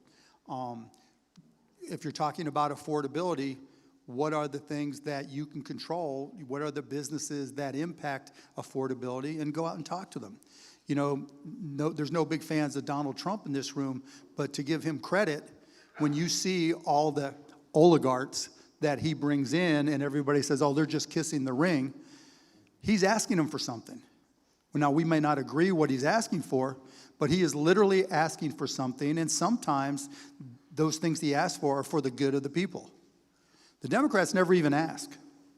I mean, it's crazy. I've never had a Democratic politician come to me and say, Mark, you understand AI. Can we discuss, you know, what your hiring patterns are going to be, the impact on hiring, the impact on jobs, what programs we can put together that maybe could minimize the impact on entry-level workers and give them more opportunity? Never once. Last administration, I tried to go to the White House and talk to them about stuff. Had no interest in talking. And so back to the question for the center, y'all live somewhere, and in those somewheres, there are companies that impact affordability for various products, that are having to make hiring decisions for young and old, existing and new or former employees, dealing with healthcare in particular. And I don't think anybody's ever knocked on their door with a Democratic hat on and said, hey, let's talk. What can we do? And at least I haven't seen it, and I think that's what's missing. Because then you get to walk in the door and say, look at what I am doing. Then when voters are concerned about affordability, you get to say to your constituents, look, I talked to this employer, here's what they're having to say, how do you feel about that? Are they right, wrong? What would you like for me to communicate, and what would you like to see from them? I think that gives you the chance to have a communication with voters. Let them hear you, you know, let them know that you're actually trying to change things for the better. There was a lot of bad blood between the Democratic Party and the last administration, and I mean the corporate sector broadly, but like especially tech, and I think the bad blood on both sides there. How do you rebuild that at a time when, you know, like, there is a lot of mass discontent about certain aspects of the economy that manifests as discontent with businesses, with large businesses especially. I mean, how do you go out there as a Democrat now and plan to sort of rebuild those links, maybe get back to the level where they were in the Obama administration? You think of solutions and you go talk to the employers. So, you know, income inequality. You know, some people want to just say, hey, tax the billionaires, don't worry, Mark, we'll eat you last, you know. But that won't change much of anything. Yeah. You can raise my taxes, right, whatever, you know, but it doesn't really change how the money's spent, et cetera. But what you can do to reduce income inequality is go to employers and say, do you offer equity, warrants, options, whatever, to every single employee? Would you consider signing up for a program where you commit to offering on the same percentage of cash earnings as the CEO for all your employees? So if the CEO makes $1 million a year in cash and gets 10% in stock options, the secretary making $40,000 gets $4,000 a year, right? Walk in the door and ask them. Like, it'd be no problem for my companies. Everybody gets stock, right? Every company I've sold, everybody's made a lot of money and millionaires were created. Lift from the bottom. Easy idea. Anybody heard the Democrats bring that up? Senator Ruben Gallego spoke here earlier today and likes to talk about, you know, people don't, you know, they don't want to just hear about, you know, they want to hear that they can get rich. Yeah. And that has not been really sort of the core of Democratic messaging. I think, like, really? little bit. I think, you know, like, part of the appeal of Shark Tank is that, you know, Americans have this entrepreneurial culture. Yeah, the American dream is still alive and well. Yeah. But I mean, but ultimately, you know, the government can't make you rich. Nope. So how do you talk about that as a politician in a way that makes it sound like you're relevant to them? I'll tell you when what I talking say about that when I go to talk to high school kids. When I close, let's pretend you guys are all in high school. I say, see those lights? Somebody had to have that idea first. See that speaker? See that screen? One day it didn't exist. And then someone came up with it, started a business, and they were able to sell to the school. They were able to sell to the hotel. I want all of you to ask yourself, when you have that idea, because we all have that idea to start a business, just ask yourself a simple question. Why not me? Why can't I be the one, not just to create an event, but to change the world? Because in this country, that's what makes us different. You can. How would that sound coming from a Democrat? I mean, I think it sounds good, but I think it's not a policy agenda, right? It's what? No one? It's not a policy agenda. Like, it's not That's the whole point, right? You guys love policy. Yeah. Like, if you can't afford your deductible for health care, do you give a fuck about policy? If you can't afford to fill up the gas tank, do you give a fuck about policy? Right? If, beef is too damn high, oranges, bananas, whatever. Do you really care about policy? Do you care about the state of democracy if you can't afford your bills? No. And so while the Democrats want to be the voice of the people, you need to go to where those decisions are made. Now, it's tough with gas because of, it's more international geopolitical pricing, all that kind of stuff. But there's a whole lot of local businesses where you can have a conversation. Hey, I'm going to a local grocery store not run by New York City, and I want to hear you talk about the cost. Would you come in? I'm going to have a town hall. Would you come in and talk about what it takes to run a grocery store, where the costs come from, so we all can understand, and tell us about the options and how you buy things? And just sit in a room like this and explain and help educate us so we can be smarter consumers. And then I want you to talk to everybody about how you choose how you make the choice on how much you pay people and what benefits you offer them. Because I want them to understand, are you just being cheap? Are you just being a rich, whatever, that's just putting all this money at your pocket and just abusing the hardworking people in this city? Let's communicate so that not only will you educate the constituents, but you'll educate the politicians who don't understand the shit at all. You mentioned deductibles. Let's talk about healthcare and costs, because I think a theme that happens overall with healthcare in American politics is that whenever anyone is exposed to what something really costs, they get angry. It's ultimately healthcare is a sixth where, and the way that Democrats have dealt with that over the last 15 years or so has been increasing government subsidy and saying, well, you find this insurance impossibly expensive, we will get to a point under Biden where we're paying 75. How's that worked out? Well, it's both not great politically, and we've run out of fiscal room. The next administration is going to be dealing with much higher interest rates, a budget deficit. They're going to enter with a budget deficit of 6% of GDP. The approach can't be to just throw more money at it. But so what is it? Then what do you do? I mean, what you is understand what healthcare is, right? People look at hospitals and they think that's healthcare. No. People look at insurance companies and think that's healthcare. No. Insurance companies, like the biggest insurance company in this country, owns 2,700 subsidiaries and does $160 billion in intercompany transfers. They literally impact the pricing in this country more than the government does. And so, but people will deal with insurance companies, or they'll deal with pharmacy benefit managers, with ignoring with everything else. And those companies are a lot smarter than our governing people, and they'll just move the money somewhere else. But it all starts with your insurance plan. And this is what Democrats don't get. They think, well, Mark, come on, we want premium tax credits paid for the insurance. No, that's for premiums. If you can't afford your deductible, it doesn't matter what your premiums are, you're just giving money to the insurance company. Literally, with the ACA now, because without the premium tax credits, the average deductible is about $3,700. People can't afford $400. What are they going to do with $3,700?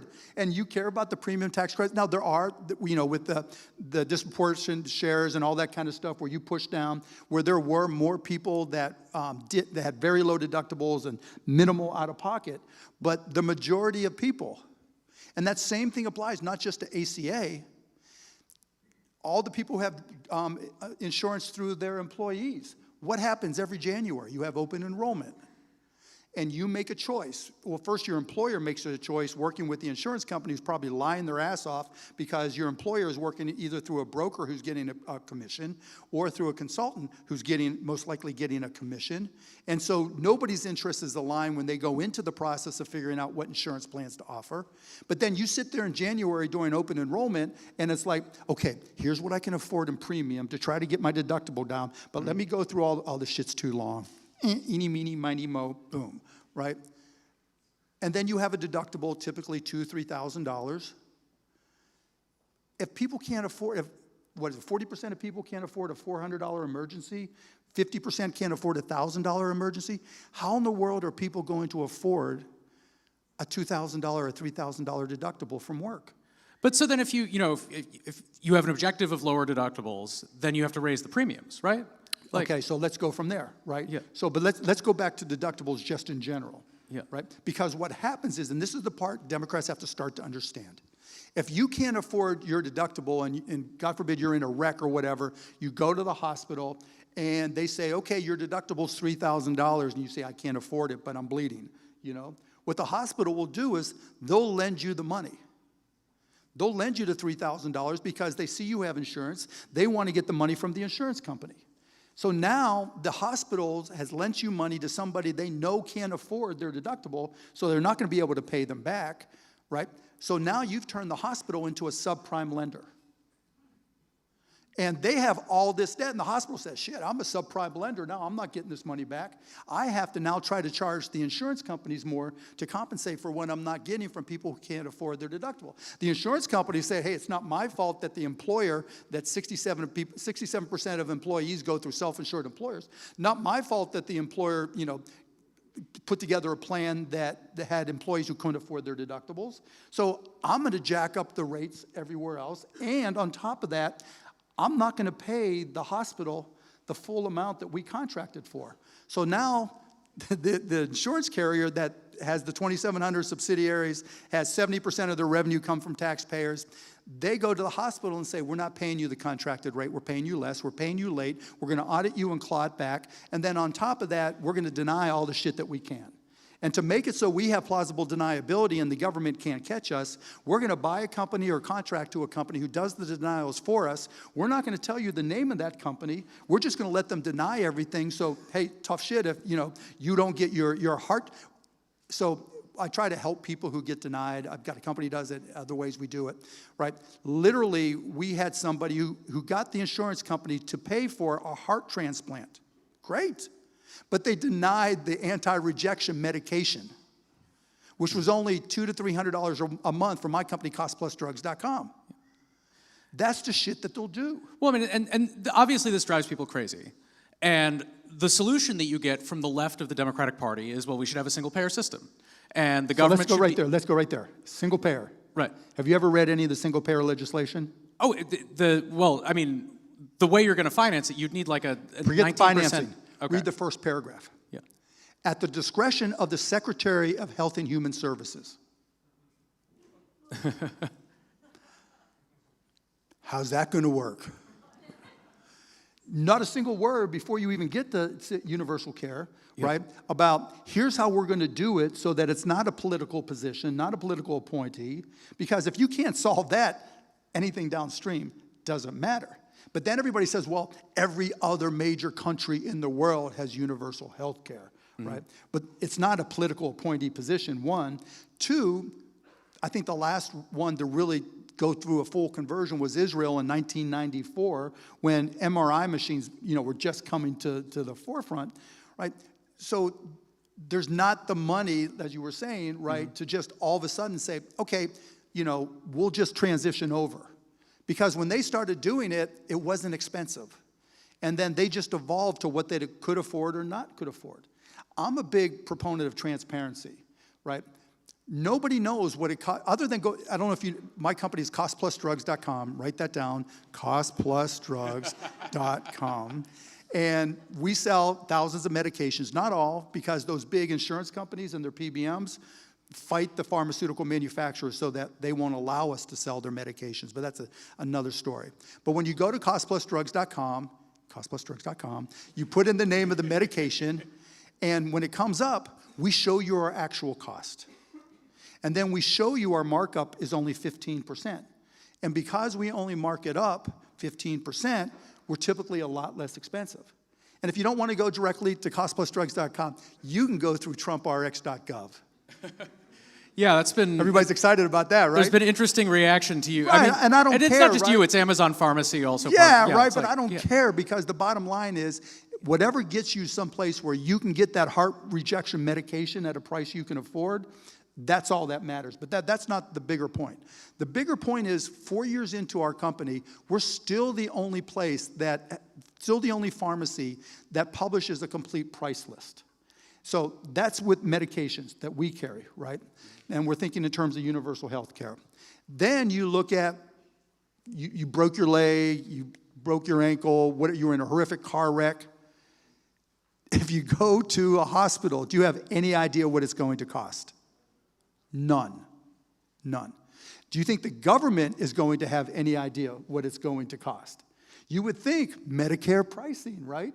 MedPAC sets the pricing, but those big insurance companies, which are hired not just for Medicare Advantage, but for Medicare supplemental insurance and Part D for drug coverage, those are those big insurance companies as well. They do risk adjustments, they upcode, they game the system in every way, shape, or form. And so not only do we as patients not know the cost of anything, but the hospitals don't know the cost of anything either, right? They are really, really bad at cost accounting. And so back to universal health care, if nobody knows the cost of anything, how are you going to figure out what your budgets are and how you're going to pay for anything, particularly when it's the Secretary of Health and Human Services that's in charge of all of it? The reason I bring up the single payer, and it's the practical impossibility in the fiscal environment we're in, is this whole kludge that you're describing is awful, and everyone knows it's awful, and everyone who interacts with the healthcare system knows that our system doesn't make any sense, and it's built on a wage control provision from World War II. That's the reason you even ended up with employers providing health insurance in the first place. But we're stuck with this system. No, we're not. So what is it? Let's fuck it up. What does a new system look like then? There's a dozen different ways that you can do it, right? So you can look what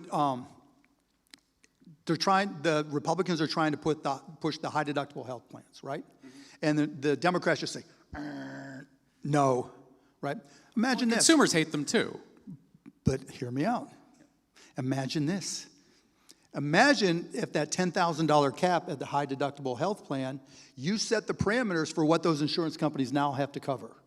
So if you get to that $10,000, you can't laser out, you can't exclude the things that we really need. You have to do it, right? And we'll let you negotiate with the hospitals, however you negotiate, but you have to be transparent about it, completely transparent, and publish the whole thing. And then, from the deductible, before the deductible rather, most people can't afford a $10,000 deductible. Well, you know what? I went to Indiana University, home of the National Football Champions, Hoosiers.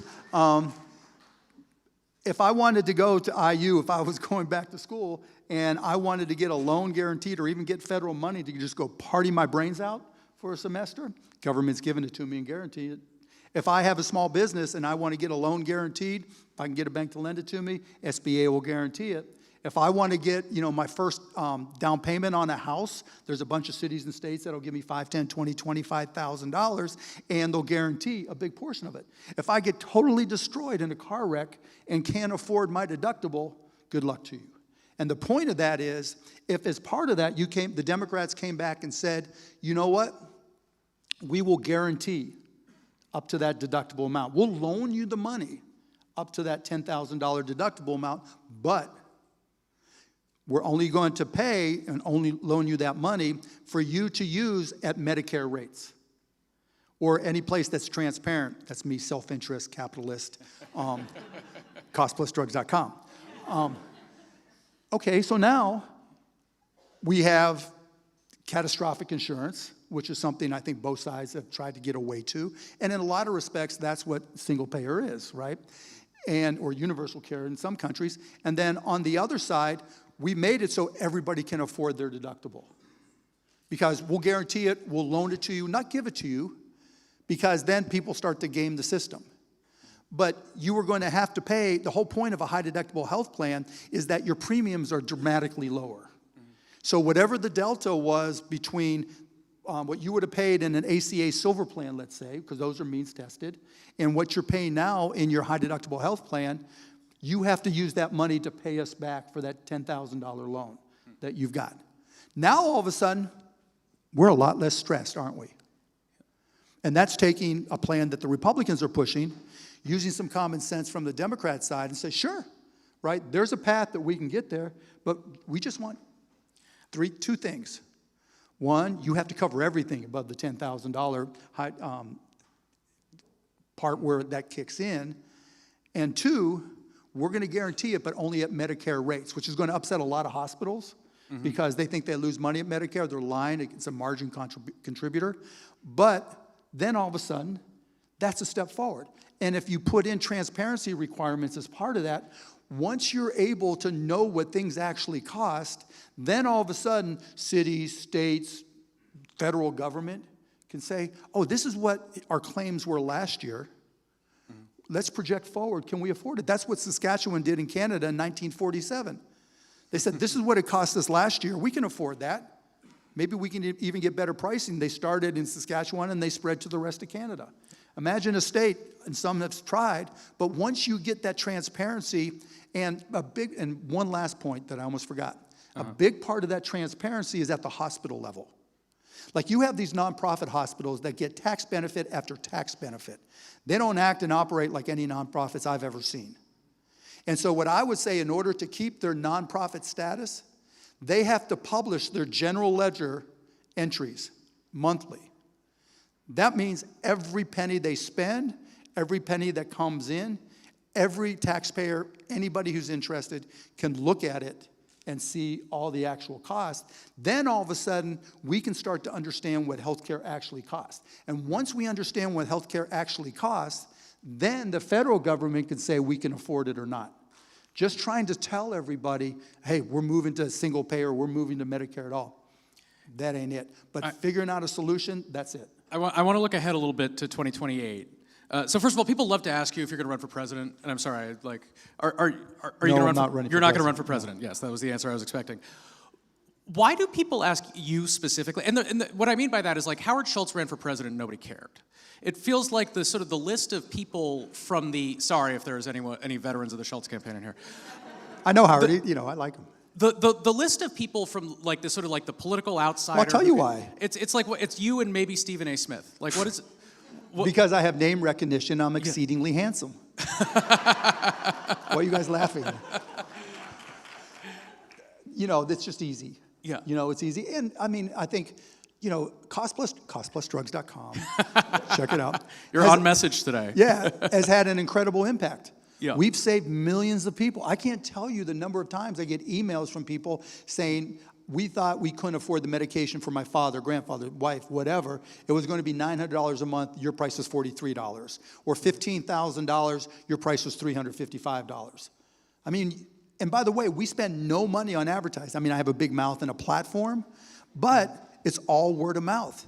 Because if you just saved $1,000 a month, if you save $10 a month, you're telling everybody that you know to be a smart shopper. And as part of that, like Medicare Advantage plans, they're our big customers.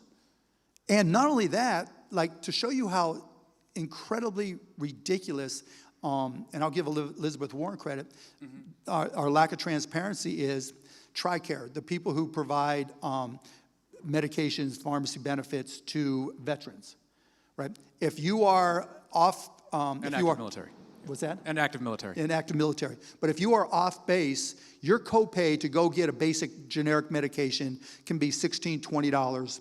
That's more than it costs on costplusdrugs.com, right? Elizabeth Warren had me into Senate hearing, and I repeated that, and she asked the question, why is that, and how much is, that's before the government even pays what they're charged for that medication. So she asked TRICARE, Express Scripts is the company that is the pharmacy benefit manager, does the actual work. She asked them to see the price list, what the taxpayers are paying. They refused to show it to her, as did other senators. They said, we'll go into a skiff so nobody else will see it. They refused to show it to her. I've been on calls with governors, and one governor in particular told me, same thing if I had a pharmacy benefit manager / insurance company, they wanted to look at their actual costs for claims. They told the state, we'll give you X number of claims, not all their claims, but you're not allowed to show it to the governor of the state. So when we talk about universal health care, Medicare for all, there's no transparency for us to know what anything costs. And so if you start demanding transparency for nonprofits, this is what you have to do. For anybody who engages with a government entity, you have to post everything, right? And I'll add two more things, right? It's really dumb that anybody who pays cash for anything, put aside cost plus drugs, for anything at a hospital, whatever, it's only 7 states where you can apply that to your deductible, and that's limited.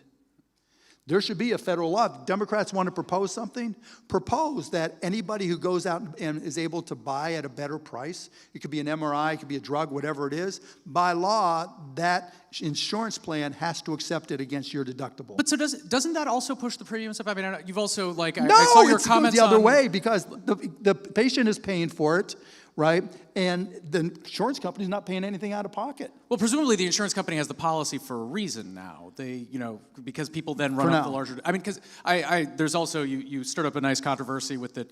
Insurers should be liable for malpractice if they deny claims. And then people have wouldn't that also raise premiums if you then make the insurers liable? So it seems like the you can end make game- a list of these things that sound nice, and then But- people are mad about costs because everything gets more expensive.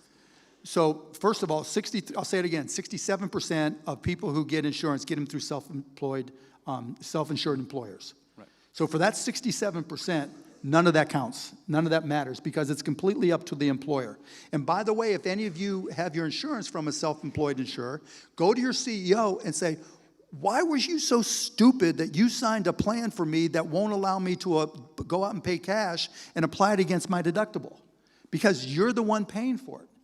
And by the way, if you are denied care that you absolutely need, call your CEO because it's their money, it's the company's money, and say, look, why is it you're not paying for that heart transplant rejection medicine?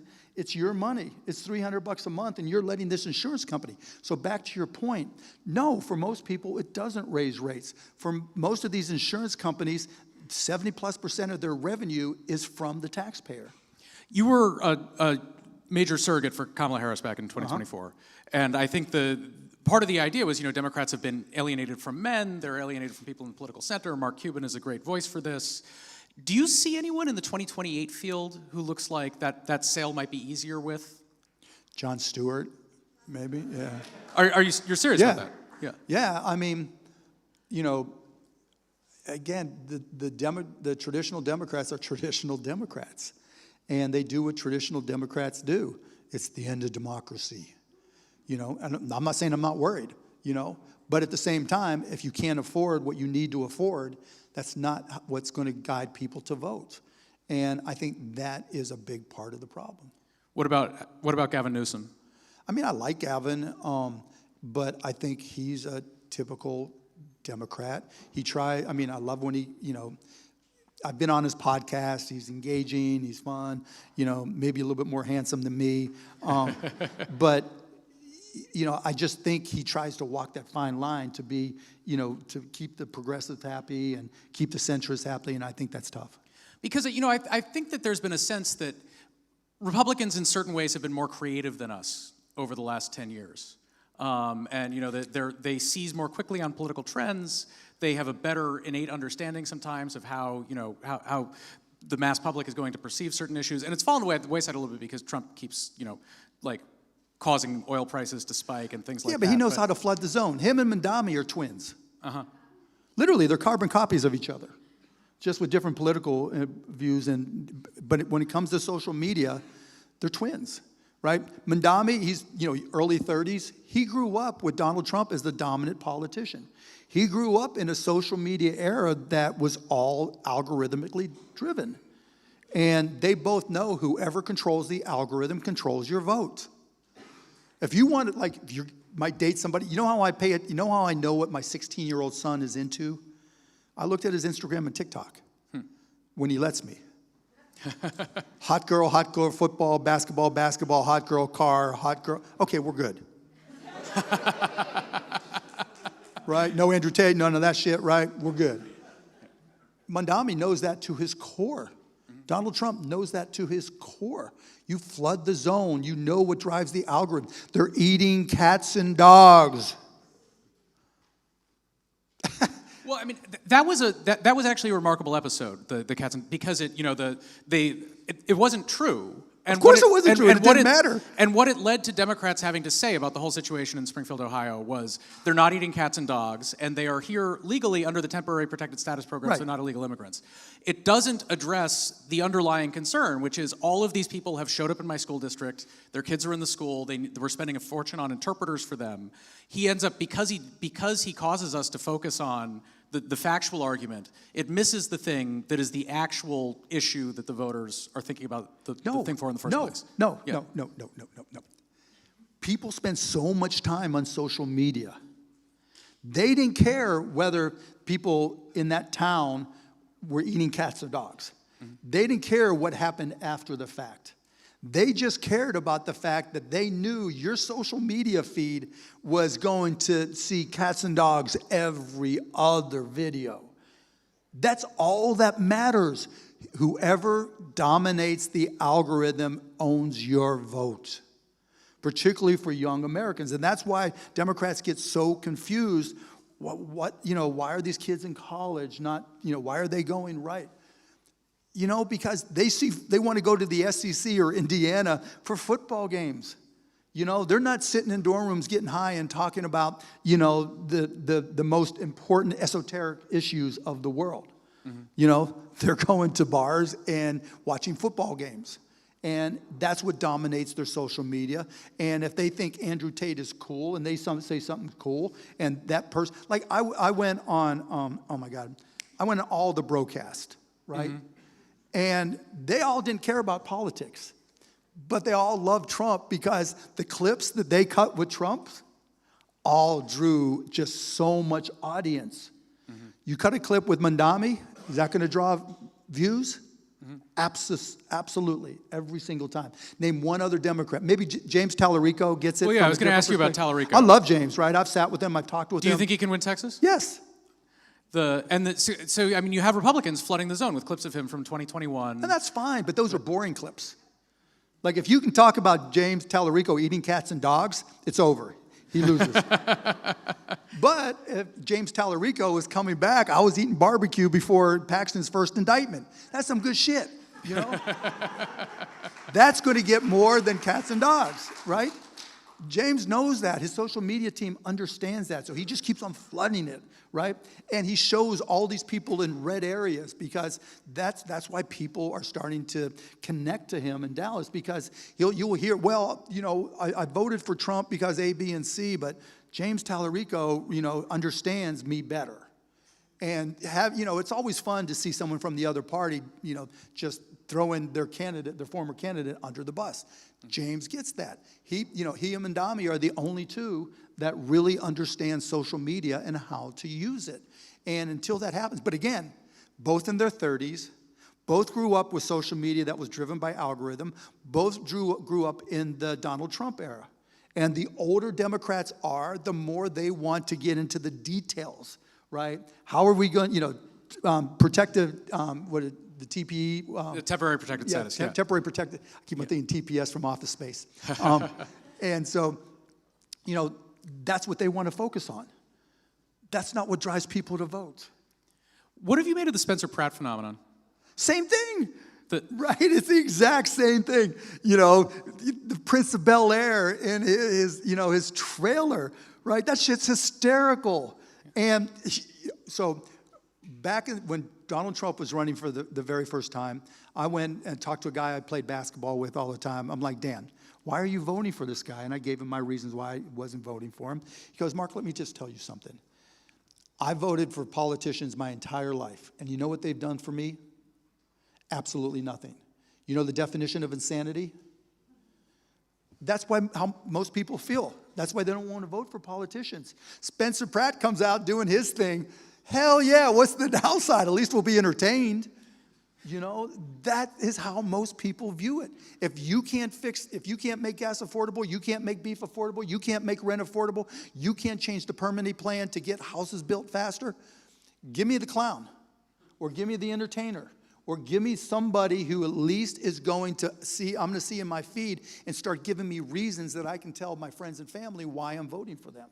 So how do we develop more of that talent on our side? Because, I mean, we're going to go into 2028, and again, my understanding is you're not going to run? No. Yeah. So how do we develop a pipeline of candidates with that capability to capture the public imagination? You use AI. Okay. AI is a Democrat's best friend, and most Democrats are too dumb to realize it. And let me tell you why. Does anybody know what NEPA is? You know, all the rules and everything that take 20 years to get approved. Democrats should say, we're not firing anybody from the NEPA budget or whatever, right? But we're bringing in AI, and we're committing to cut the NEPA time from years or decade plus to 6 weeks. Because with AI, we can do that. All Republicans say people in government are dumb and aren't as smart or aren't going to do things as well as the private sector. We're going to bring AI in, and we're going to take over the prison system, and we'll start with one, and we'll see who runs it better, the private contractors that you guys hired or using AI and the people that we bring in, and we'll do it for less money because we won't have to hire as many people. Now, we're not using AI to fire everybody. We won't fire anybody. But we're going to make all those people more productive so we can get shit done faster. And so now, every business is trying to use AI to become more efficient, more productive, more competitive, more profitable. It's the same AI that government can use. You guys, Democrats, can come in and say, we're going to use that same AI. Again, and we promise we're not going to cut a single headcount. We may not hire people Why? that leave. Because that's the promise. You don't want it, that's how you hit the viral moments, right? We are going to make government better, cheaper, faster, and less expensive, and never fire anybody. We may not replace everybody, but we're not firing them. We are going to make it better, and all those creepy people that they hired to do things like the prison system that only put money in their own pockets, we're going to show you how to do it better than them. So this is like a Doge that actually works? I mean, this is actually a Mamdani initiative in New York City. He's even calling it Coj. Whatever, right? Yeah. See, he knows how to use, you know. So yes, it is your best friend. But I go on Blue Sky, I just type in the letters AI. You suck. You know, we're going to not eat you last. We're going to eat you first now, you know. Billionaires are the worst, you know. There's just so many opportunities. This is a target-rich environment for Democrats because so little has been done in the past. You just got to go and think action items. Problem, affordability, cost of health care. How can we solve that problem? And if you don't just think in terms of legislation, you think like a business. That's what I would tell, you know, the Harris campaign. You don't have any entrepreneurs here. You don't have any salespeople here. You guys don't know how to sell. If they found a way to sell dollar bills for 50 cents, you guys would fuck it up. Right? And that's the whole thing. Solve problems. Don't think of legislation. Solve problems. You've got some of the greatest entrepreneurs, the Reid Hoffmans of the world, et cetera, who are really supportive of the Democrats. They're great entrepreneurs. Hey, Reid, how can we solve problems? Hey, Mark, how can we solve problems? And I'm telling you, AI is a cheat code to bring down the cost of government, not have to fire anybody because Democrats, you don't want to be the ones that fire. Same with unions, right? Don't have to fire people, but we are going to make it more effective. We are going to make it better for the people. And by the way, in doing this, we're not going to raise your taxes. We probably can even lower them, and let me just show you some numbers. Now, I don't know, you can 6% of GDP budget deficit. I don't know that we can be running out promising tax cuts right now. If you stop the growth of spending in government by using AI, you will, I mean, inflation's not going to immediately go down. You'll inflate your way out of that debt, right? But you got to stop the growth. Yeah. Mark Cuban, can you, before we go, can you remind everyone the name of your pharmacy again? costplusdrugs.com. And I'll give you one other company too that it's not a company, Yeah. it's an open source project, which for direct contracting between employers and providers, so you don't have to use an insurance company at all. It's for employers, not for individuals. Costpluswellness.com. So check that out too. Mark Cuban, thank you so much. Thank you, everybody. That was great.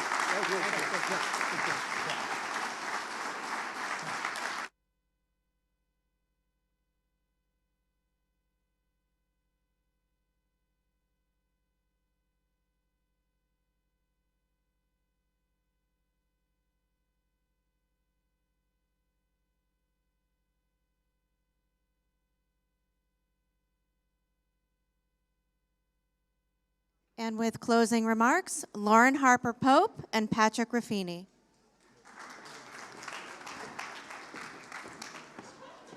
Just a few more minutes between us and happy hour, guys. I promise. So, thank you guys for being here. I hope you guys enjoyed the program for today across the 3 rooms. It was super exciting to see everybody tap in and enjoy the sessions. So, I'm here with my friend Patrick, who is one of the sharpest political minds on the right. And you're probably like, well, why are you sitting here with Republican Lauren? Well, one, I'm a pretty conservative Democrat, so we have a lot in common myself. But that all said, we wanted to sit and talk to Patrick because he has a very acute political eye, right? We talked to a lot of people today, or we heard from a lot of people, I should say, today. And so we wanted to talk to the other side and see, are we getting through to conservatives? So Patrick, if you can just briefly introduce yourself, and then we'll go into what did you see today that you thought was great, and then maybe not so great. Great, Patrick Raffini. I have a Twitter account, or a formerly Twitter account. So that might be where you might know me from. But Echelon Insights polling, data and analytics, and author of the Party of the People book. Some people said it kind of predicted what happened in 2024. Perfect. So Patrick, you sat in on several sessions today, right? So can you talk to me about who you heard from today that you were like, you know what, I can dig that? Well, I think Brooke Jenkins gets it. Brooke Jenkins gets it. Yeah. Woo! And I say that like enthusiastically, like I think a lot of people were kind of getting excited, right? And I think we've heard obviously on a lot of issues, right? What does the Democratic Party need to do to moderate? Look, this is not just a Democratic problem, right, these days. And I like to come to places like this because you can't concede any state, right? I'm active in California, California politics right now. So just as you can't concede the red states, you shouldn't have to concede the blue states. I think it's a political consultant pollster full employment act if we can actually make a lot more states competitive. So I have a little bit of a self-interest, right, in cultivating this culture of political competition on either side. But what I think struck me both about what she was talking about and Mark Cuban was talking about is if you dominate attention, you dominate politics. That's the lesson of the Trump era. And what dominates attention, and the thing that dominates attention because it viscerally affects them in their daily lives, is their sense of safety and their sense of order, and their sense, that their kids in school are not being indoctrinated, that there isn't, any of these weird cultural things going on that are affecting them in their school. That has turned some blue state. That has won races in blue states pretty successfully.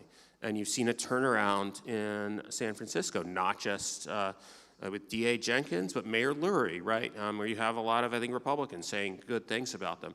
And it's all focused on, I'd say specifically on crime and order and, making sure we obey the law. Now, look, there's a lot of other Democrats today talk about the economy and how do we appeal directly to working class voters on that, on the issue.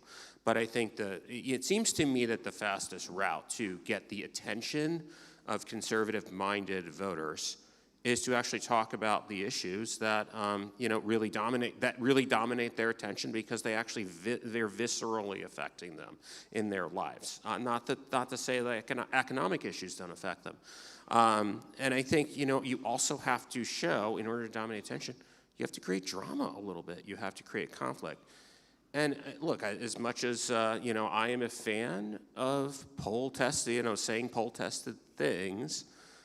you're not going to create drama as efficiently by saying things that are 70%, positive poll tested in a poll as quickly as you are, if you're able to actually differentiate yourself from the radical elements of your own party.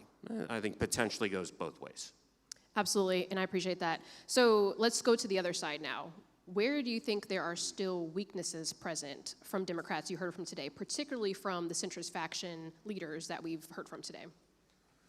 Look, I mean, I don't think there's anything I heard today that was like, oh, this isn't going to work. I mean, I think he's not going to share his trade secrets. Yeah, I'm not going to. By the way, what do I need to say for Blue Sky to, the people on Blue Sky to think that this isn't an op? Like, if I say you're doing everything right and you should follow their advice, like, I feel like other Democrats might say, oh, he's just, trying to set you off the wrong path. So if I need to say you're doing everything wrong, right, then maybe that makes it more likely that they'll listen to you guys. But no, regardless, look, I think, just going back to my point, right, I mean, I think that there is, there are a lot of different successful models for moderation and running competitive races, right? I think that there's a difference here in focus and emphasis between right now, the political battle in these midterms is being paid on home Republican turf. In terms of the median Senate state is 10 or more points to the right in the last presidential election. And that's not quite true in the House, but with redistricting, if Democrats want a real workable majority, they have to go win a whole bunch of Trump plus 10 seats, right? That's basically how the districts were drawn this cycle and how things shook out. So as a result, smart Democrats are going to listen to something like this to try and win that, right? But I think there's a difference, right, between a select group of Democrats or a select group of office holders going, being able to pick off a state or two or a seat or two, or Susan Collins being able to hang on in Maine, or Jared Golden, obviously, right, being able to win that district there. But I would urge you to think like this obviously can't be, right? I think for impact's sake, can't just be like, all right, this is the conservative, we have a vibrant conservative Democrat faction or a moderate Democratic faction. Because I think the image of the party, right, is really determined by national leaders, national politicians, and I think like what's the incentive for them, right? Somebody who is going to come from probably a Democratic-leaning state. And that's really the dance in this midterm cycle, is that in any election cycle is with primaries, being as decisive as as more and more decisive as they've been, the dance on both the left and the right is how far to the left can you get and still win the state and keep our primary voters at bay, and how far, same thing on the right, exactly the same thing. That's why Republicans have underperformed in a lot of these Senate states, because they really do because they have that cushion, they have that luxury of moving to the right. I'm seeing that more creep in on the Democratic side, right? That same thinking creep in, and so how do you hold that at bay in some of these blue states? Yeah. So thinking about our theme today for WelcomeFest 3 was building to win. Building to win for that matter, is something that Republicans intimately understand, right? They look out years and even decades in advance, and well, maybe not so much now, but they were, right? So did you see evidence of our faction and our party building to win today? And do you think that it's going to contribute toward more Democratic success? Or do you think that you guys will still have some advantages that we can't necessarily always overcome? Well, it's funny. I think hearing in the last session, like, oh, we Republicans have been more strategic over the last. I mean, I think there's a little bit of a fallacy. I mean, I understand why we say it, because I think we need to motivate people. We've been in that boat, right? We as Republicans were in the boat post 2012 with that autopsy, which the autopsy that actually got released, that was actually written, well, and actually had some good ideas in it. But the problem is, released the autopsy, Trump threw it all out, right? I mean, at least the signature pieces. There were actually pieces of it that were actually followed, but like that was sort of the boring stuff. But in the end, that did not have a whole lot, that intentional planning did not have a whole lot to do with, exactly why Republicans were able to be successful in 2016, right? I mean, it was throwing kind of all the playbooks, not just that autopsy, but all the playbooks out the window and trying something radically different. So I think the contribution, right, that, I think you can make, a lot of people can make, is just say, there is going to be an opening, I think, in 2028 on both the left and right for something very different. And I think we over-index on the idea that everything's just going to be a continuation, and we're just either going to get more polarized, or in the 2010s it was emerging Democratic majority, demography is destiny, that kind of thinking, and then it gets thrown out. And I think with an open seat election, I think there is going to be the potential for something potentially disruptive on both sides. You have to open your eyes to that. Happened with Obama, happened with Trump. Now, I don't think you're out of the woods yet in terms of could that be a very far left progressive candidate? Because under the rubric of, we need something that is disruptive, what we have been doing as a party hasn't been working. And I think why the work you're doing is so important, because as a conservative, I do believe that, democratic socialism is a systemic risk to the country, not just to one political party.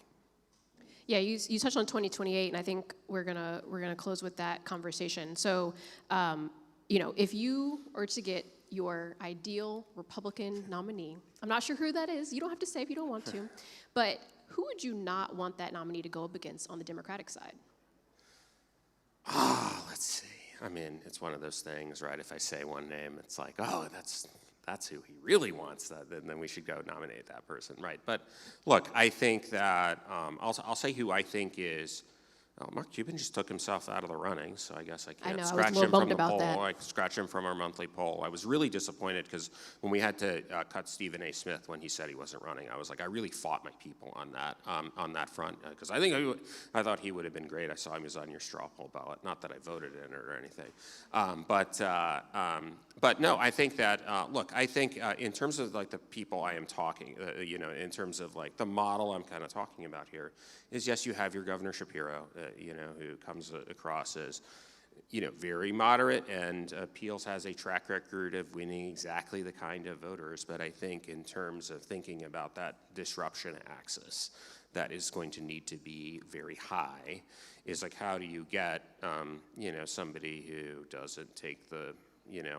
the party or the country off the deep end ideologically, but is also interesting, right? And, is also can, appeal to those young men and really also dominate attention in the social media era. I think in terms of the effectiveness of somebody like, I think she showed the effectiveness of, I think, punching left and creating contrast and potentially maybe a little bit of drama in order to make a point that Democratic Party and, we are actually different. Right, that's what creates, I think, in the median voter's mind, that's what probably creates the drama. Look, I don't think he's an attention economy guy, but I think Rahm Emanuel has actually, been doing things in that thing. So maybe that ideal candidate doesn't exist yet, but I think a lot is to be proven out based on how people campaign and actually conduct themselves. Yeah, thank you, Patrick. I appreciate you. So I think we have our results from our straw poll, guys. Thank you for participating. I don't have the clicker. Oh, here we go. Okay, so y'all are down with Governor Shapiro? So the WelcomeFest straw poll results are in, and we have Governor Shapiro at the top, followed by Senator Ossoff. I always say his name, Ossoff, and Governor Beshear, Pete Buttigieg, Rahm Emanuel. So a couple people that you just mentioned. So. All right. Thank you guys for joining us today. Thank you for sitting. You didn't have to stay. I appreciate you. Enjoy happy hour. Thank you guys.